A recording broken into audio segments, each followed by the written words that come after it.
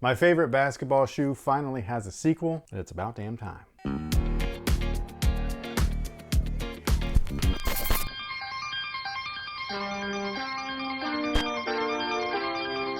Hey, what's good guys? My name's Chris. Welcome back to the official WearTesters.com YouTube channel. Today we got a detailed look and breakdown on these bad boys right here. This is the Puma All-Pro Nitro. It infuses the All-Pro name with nitro cushioning, which is missing on the original pair, but the original pair was fantastic. If you did not hoop in these, you missed out, man. These were awesome. This particular colorway is for Scoot Henderson, and if you wanted to find out all the details and things like that as to why his shoe looks like this, Puma Hoops, they actually have him breaking down like why things are on here and stuff. He could do a better job than I can because it's his colorway. So if you were interested in that, I would go watch that thing. Does it have anything to do with Sonic the Hedgehog? No!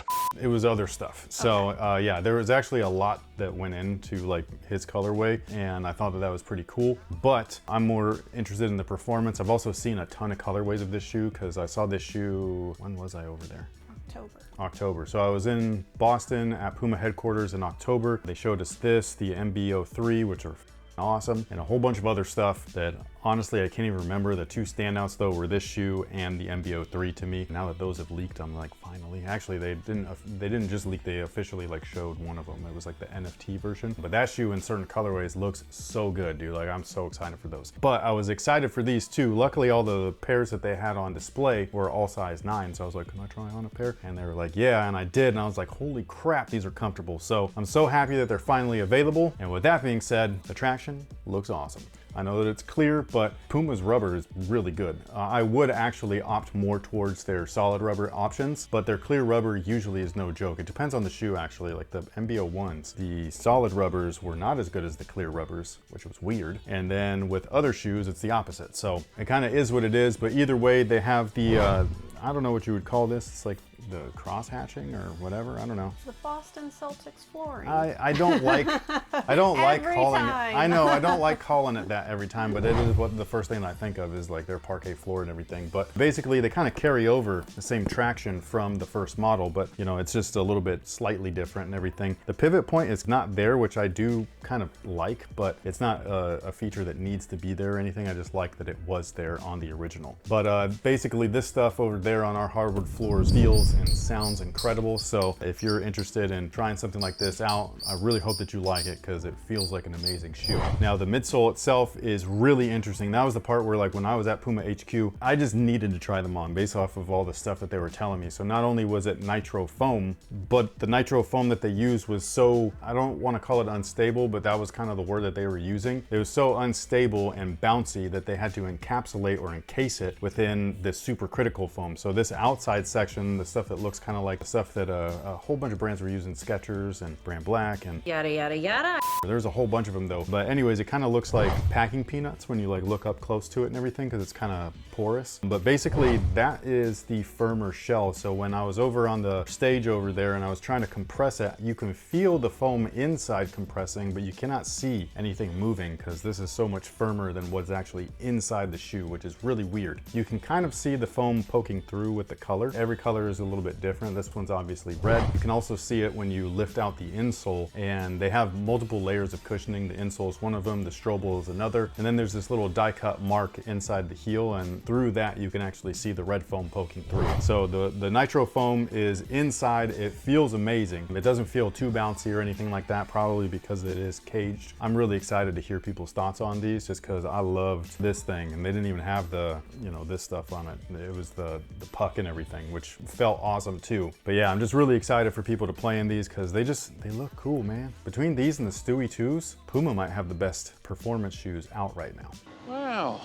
I am very actually like cautiously optimistic about those 38s. They look amazing. The Jordan 38, in case people don't know. If you're here, I assume you know. Now the upper is pretty basic. It's much like everything else that's on the damn market now. I don't love this, but you know, it is what it is. It's basically textile. They do have one overlay of synthetic material. Hopefully we get some other options and stuff with suedes or leathers just to kind of pay tribute to old school stuff that Puma used to make. They still do make it. It's all their heritage and lifestyle models now, which they actually pay tribute to on the ton through the, what's that thing again? Fixed lace loop. Thank you. Now the materials feel good for what they are. They feel like they're already broken in. They're also very breathable. So all modern day hoopers are probably gonna see this, put it on and like it. But If you're an older guy like myself and you like a little bit of leathers, a little bit of suedes, there might be something to miss. I will say that when there is stuff like this, that's how this was too. They had the Matrix Evo kind of upper and stuff. My initial thought was like, where's the good stuff? This was very good though. So for as much as I wish that raw materials were on the shoe, does it need to be there for performance today? The simple answer is no. And most people prefer that it's not on there anyway, so this is really catering towards the majority of the basketball players nowadays. So don't worry about what I say, it's just my opinion. If yours is different,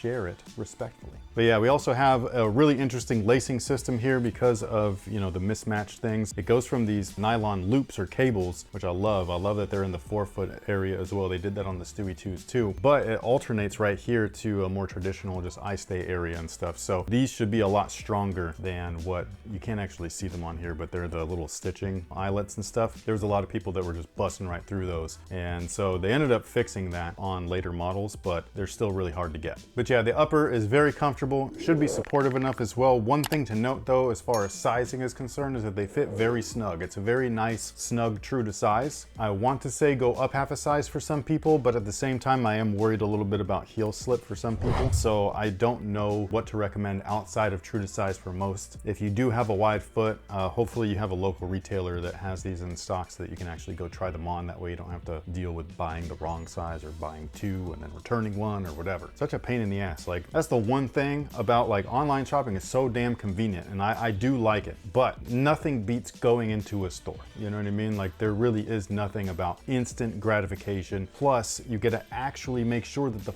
thing fits. Like, could you imagine buying pants online? No! God, please, no! No! So why do that with shoes? But either way, I think that this is going to be a banger of a shoe. Which one though, between this and the Stewie 2, as far as Puma is concerned, is going to be better? That's the thing. I'm not actually sure. I think right now the Stewie 2s do feel a little bit nicer, but the cushion here is so good that like, it's like, which one do you do? You know what I mean? So I don't know. Maybe you buy both. Maybe you find a sale and you're able to buy both. Who knows? Either way, I really hope that whoever ends up with a pair of these really likes them. So far, they feel amazing. Will they end up beating out this one? I don't know, man. That's kind of like that's a tough ask. You know what I mean? I think that this is still one of the best shoes of all time. This is amazing. Can this beat it? I'm gonna say no, but it is a good follow-up though. I do wish they were a little bit lower sitting. That's the one thing. That's between the Stewies and these, they do ride a little bit higher than the original All-Pros and stuff, even though they feel very similar, like on and underfoot. And that's the only thing that I don't like. I wish that they didn't, you know, increase the cushion to the point to where they increased your stack. But outside of that, I think that it's gonna be a fantastic shoe. But sound off below and let us know what you think about these down below in the comments section. Are you waiting for different colorways, or is this one right up your alley? But with all that being said, thank you guys so much for watching. Thanks for all the support. We will catch you guys on the next one, and until then, have a good one. Thanks for making this a Sonic shoe for me. That's all I see now. You're welcome.